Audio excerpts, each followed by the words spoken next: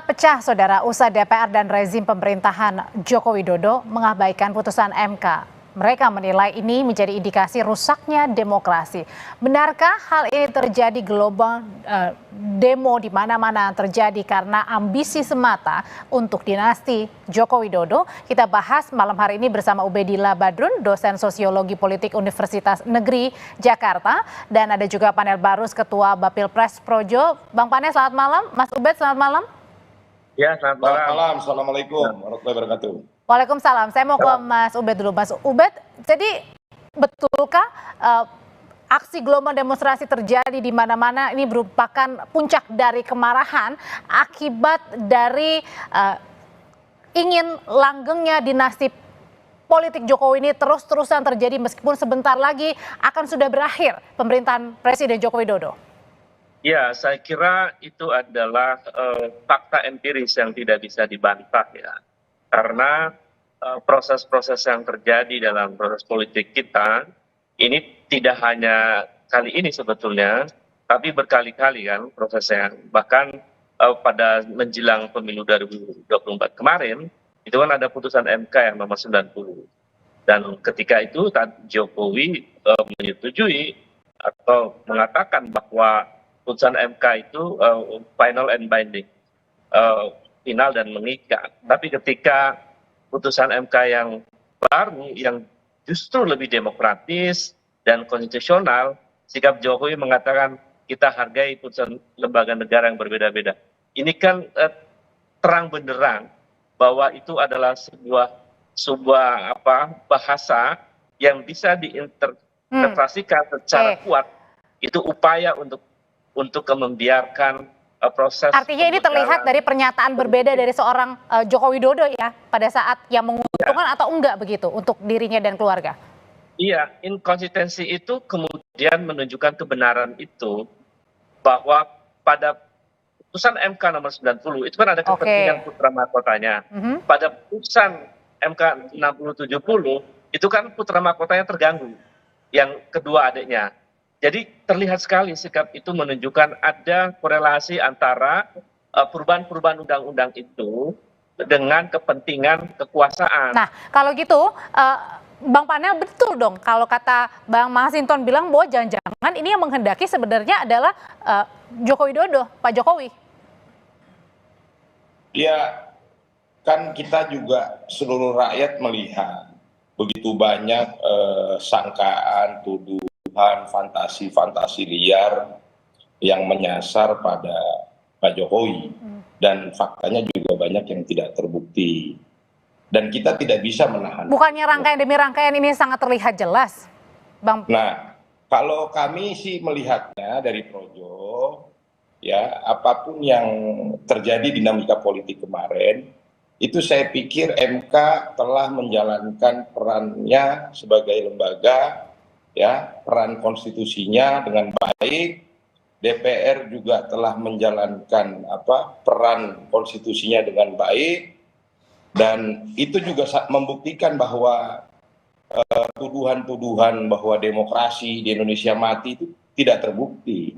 Dan yang penting juga kita mengapresiasi teman-teman yang kemarin demonstrasi, teman-teman mahasiswa, ya. Dan faktanya demonstrasi teman-teman mahasiswa ini juga aspirasinya ditangkap dengan cepat, didengarkan oleh teman-teman di DPR. Ini adalah satu kemenangan dari demokrasi. Jadi artinya kalau misalnya tidak ada aksi di mana-mana, ini tetap berjalan dong, Bang. Putusan yang ada, dan mari bersama-sama kita menyongsong pilkada serentak ya dengan aturan hukum yang ada, dengan dengan sebuah harapan pilkada serentak ke depan bisa menghasilkan kepala-kepala daerah ya yang dicintai oleh rakyatnya. Oke, kenapa Mas Ubed? Ya, perlu dikoreksi juga kalau kemudian Bung Panel Barus mengatakan bahwa masing-masing lembaga menjalankan fungsinya dengan baik. Saya kira itu narasi yang sangat keliru, karena faktanya putusan MK yang nomor 90 yang tadi disebut sebagai baik itu melanggar kode etik atau melanggar etika berat. Lalu kemudian yang terjadi pada proses balik yang kemarin mau bersidang tanggal 22 Agustus, ketika kemudian gerakan menjadi besar, itu kan akhirnya kemudian menyadari bahwa apa yang dilakukan oleh DPR itu keliru. Jadi narasi baik itu sangat keliru tadi, karena fakta empiriknya tidak baik, melanggar etika berat, dan yang kedua terlalu buru-buru membahas perubahan undang-undang pilkada, sementara pendaftaran calon kepala daerahnya 7 hari lagi gitu loh. Jadi bahkan 5 hari lagi, jadi aneh gitu loh.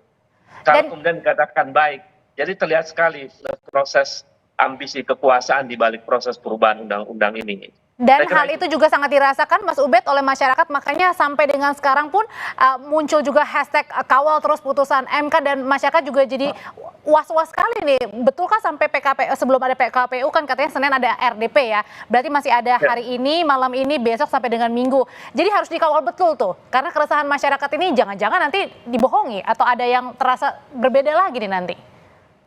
Ya betul, karena kan banyak peristiwa politik di DPR itu membuat undang-undang, bahkan putusan sebuah undang-undang dilakukan di tengah malam begitu, di tengah kemudian masyarakat sudah lengah dan seterusnya.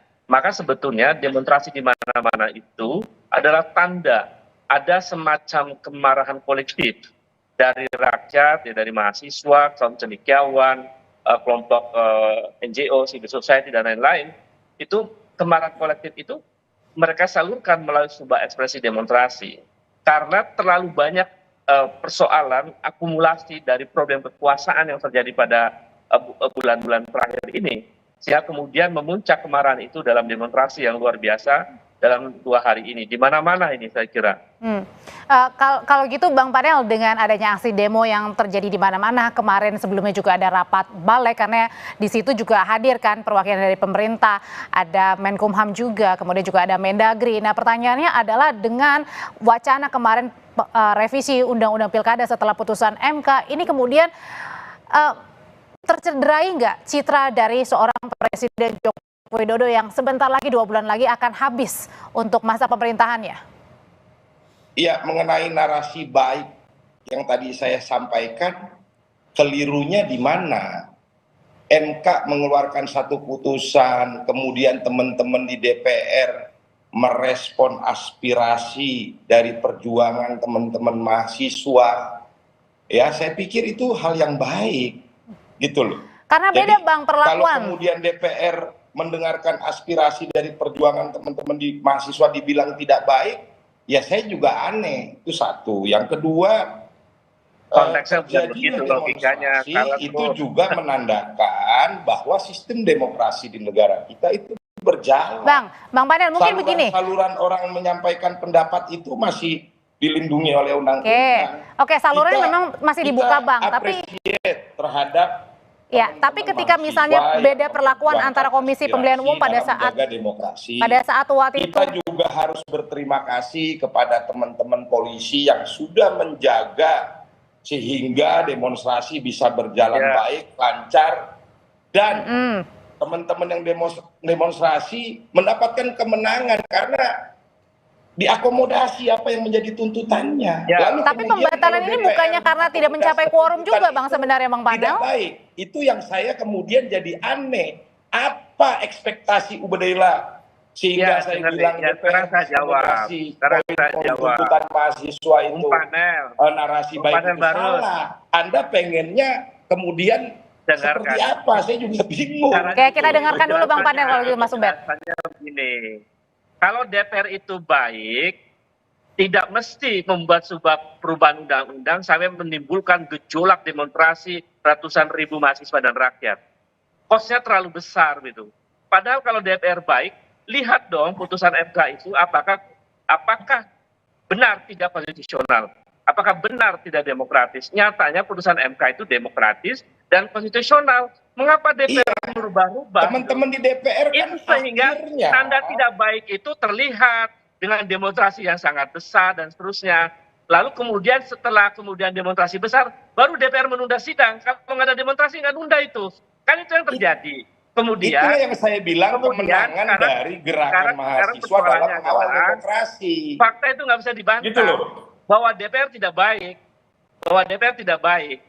Dan itu kemudian apa yang membuat DPR tidak baik itu ini kan proses pembuatan di balik itu dengan cepat dibahas. Dan itu isinya adalah partai-partai koalisi pemerintahan di bawah pemerintahan Joko Widodo namanya.